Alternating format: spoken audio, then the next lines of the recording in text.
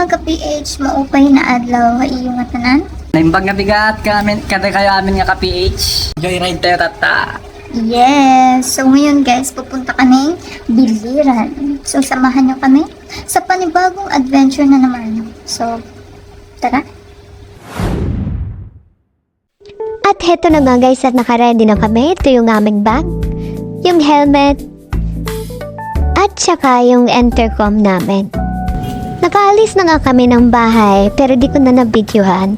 So dito muna kami sa gas station sa may San Jose, Tacloban City. Kasi malayo-layo din yung pupuntahan namin. Bago kami magpatuloy sa aming paglalakbay ay pumunta muna kami sa 7-Eleven. May bibilhin lang. Naiinitan ng aming baby Duke. Oh, pa-cute. At bumayahin na nga kami kasi malayo-layo pa ang aming pupuntahan. So guys, nag-stop muna kami kasi titignan namin yung mapa. Baka maligaw ka. Charot.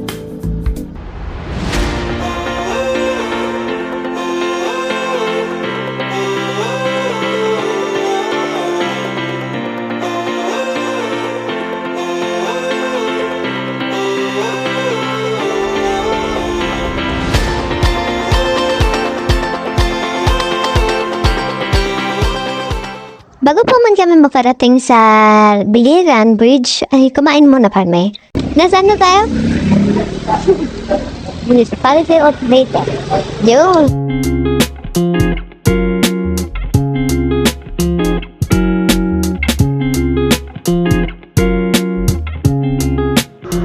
Bagal na naman kumain, Charing. Pagkatapos nga namin kumain ay nagpatuloy na kami sa aming paglalakbay.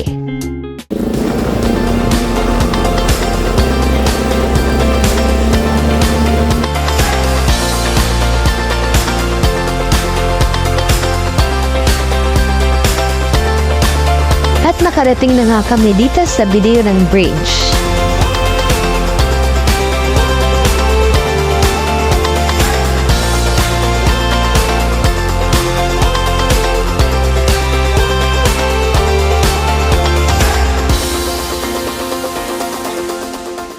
Solid, nandito pa lang tayo sa may tulay.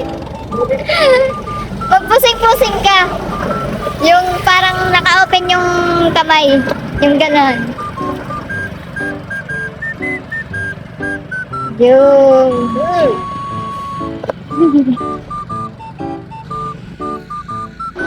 At dahil sobrang init, hindi kinayanan ng auntie nyo, kaya nagpayong siya. Marami rin ang namamangha sa tulay na ito dito sa Biliran, kaya maraming motorista ang kumukuha rin ng litrato at video.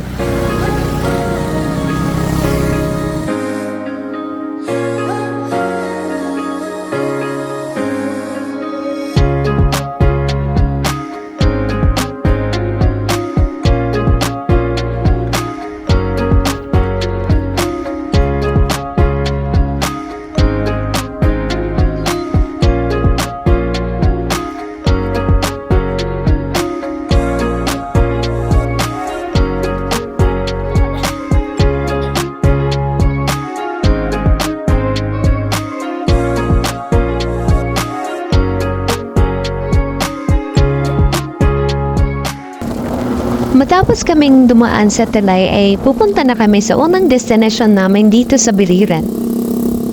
Abangan ang aming part 2 sa Biliran Province Vlog. Yun lamang sa ngayon, paalam! Kuya, excuse. Ay po didit para tumalis test falls. Ito lang ma'am, sa may bypass. Wala. Wala? Ah, sige po. Thank you. SeaWorld. Sige po. Wala. Left. Hindi, dito ata. Sabi dito. Wala daw. Refreshing. Ang linaw ng dagat ah.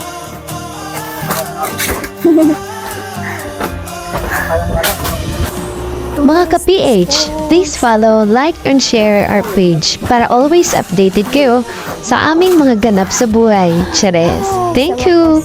Nandito Ito pa mo.